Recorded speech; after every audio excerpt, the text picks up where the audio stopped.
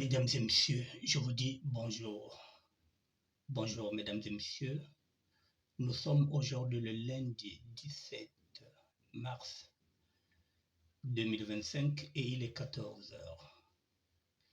Mesdames et messieurs, j'avais promis que je reviendrai vers vous pour vous apporter quelques éléments de réponse par rapport à ma décision d'arrêter le combat politique et le combat contre les inégalités et les injustices sociales.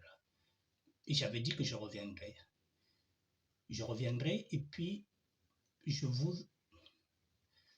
donnerai ma réflexion point par point, le pourquoi j'ai arrêté.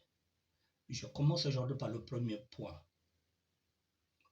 J'ai essayé de lire vos commentaires.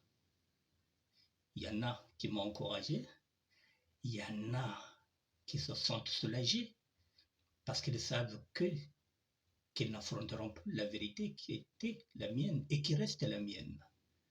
Donc quelque part, il y en a qui sont ravis que j'arrête parce qu'il était grand temps. Je pense qu'ils vont commencer à souffler.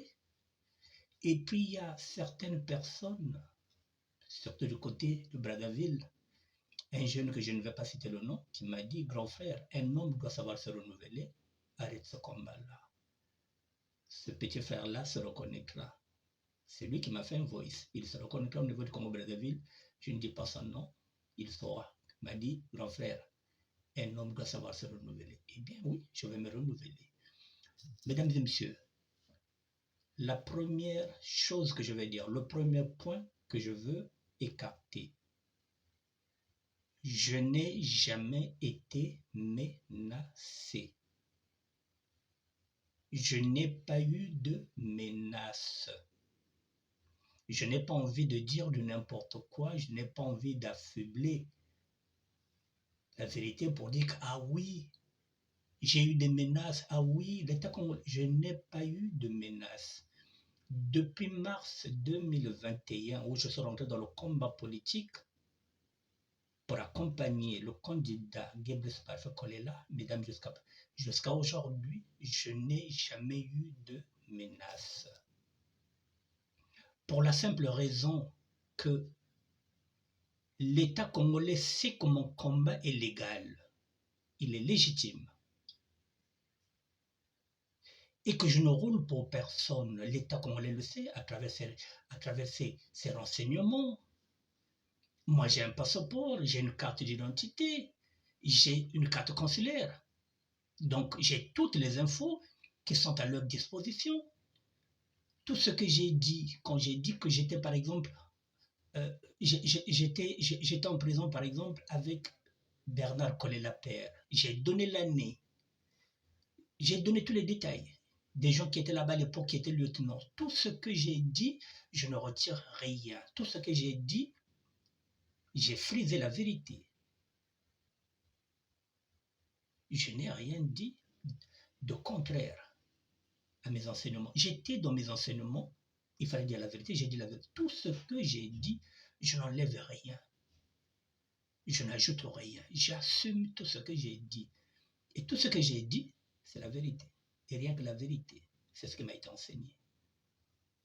Il m'a été enseigné de dire que tant que tu diras la vérité, tu verras qu'autour de toi, que tu n'as pas d'amis. En fait de compte, tu croyais être entouré d'amis. Non, ce n'étaient pas des amis. Et bien effectivement, en disant la vérité, si j'avais une centaine d'amis, aujourd'hui je me retrouve avec peut-être une dizaine qui acceptent ma vérité telle qu'elle est. Donc, je précise, et je le répète, que de loin ou de près, je n'ai pas eu de menace. Mon combat, il est légal. L'État congolais le sait que je ne roule pour personne, il n'y a personne derrière moi. Je ne roule pour personne. Mon combat, c'était pour la libération du peuple congo, pas autre chose. Donc de ce côté-là, soyez-en rassurés que je n'ai jamais été menacé. Si c'était le cas, si réellement j'étais menacé, mesdames et messieurs, moi je vis dans une structure. Je suis dans une association Aurore. qui est géré par le préfet de Mélin. Je dis bien que là où je suis, dans cette association-là, dans ce château, il est géré par le préfet de Mélin. Et à côté, non loin de là, peut-être à 10 minutes en voiture, il y a la gendarmerie. Je connais les lois, je connais mes droits. Si j'ai été menacé de loin ou de près, même si demain on me menace, si j'ai des menaces, j'avance vers la directrice qui gère ce château, ce centre. Et la directrice délègue un avocat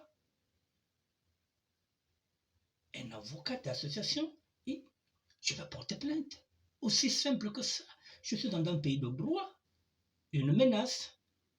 Et n'oubliez pas qu'à l'intérieur ici, que je suis protégé, et j'ai une assurance. S'il m'arrive quoi que ce soit ici, c'est l'État qui va prendre charge. C'est l'association qui va prendre charge. Moi, quand je sors, j'ai le droit de sortir pendant 3 jours. En ce net moment, je dis là où je vais. Si je vais aller voir ma fille, je prends 3 jours et on me donne un document pour circuler pendant 3 jours. Donc, je suis assuré.